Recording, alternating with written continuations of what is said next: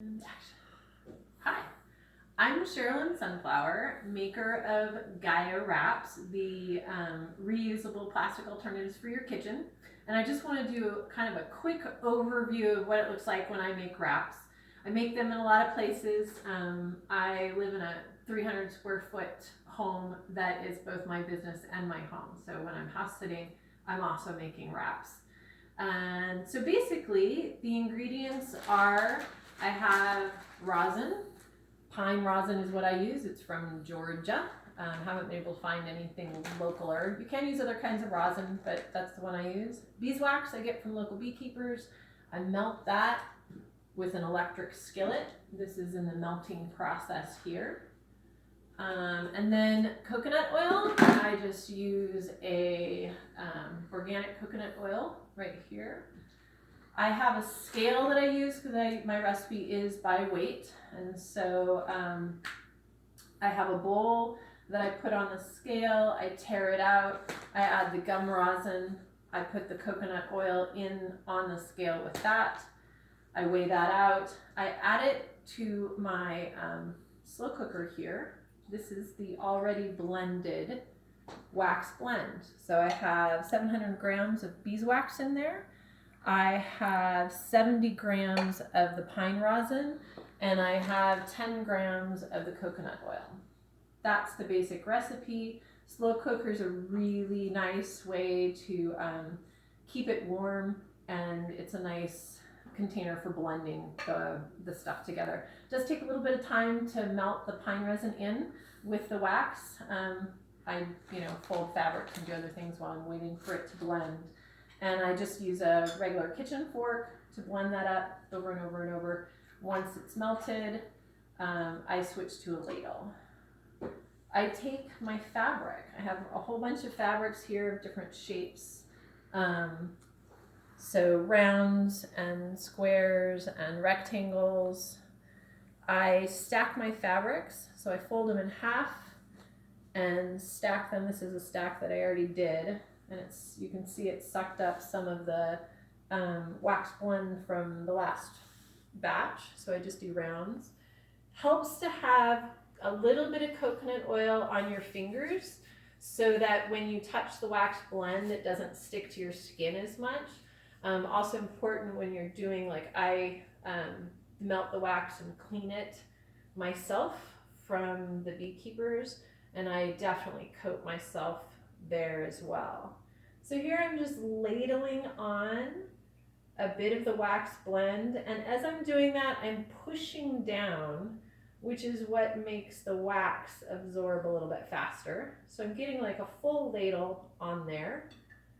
And then I'm going to use a fork actually to spread that around a little bit. I can already tell I'm going to need a little bit more wax.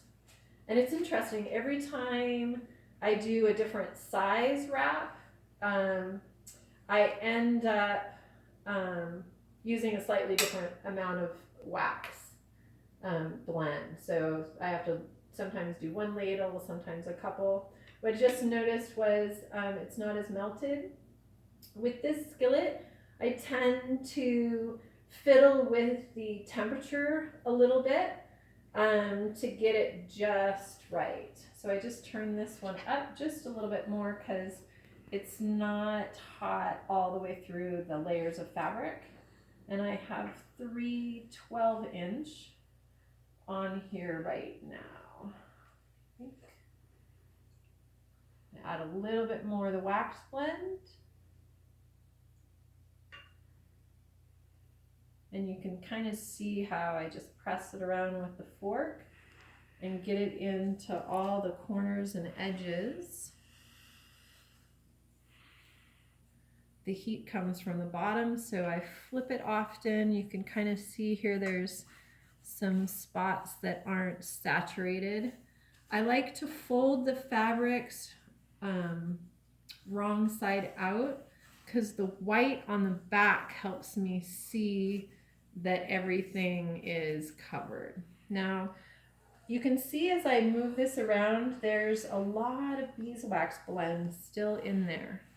So it's going to be more than these 3 need. What I'm going to do is just put another piece on top it's gonna suck up all that extra. Flip it over to suck up what's on the surface, and I can take anything that I think is going to be excess and just spread that to the new fresh piece.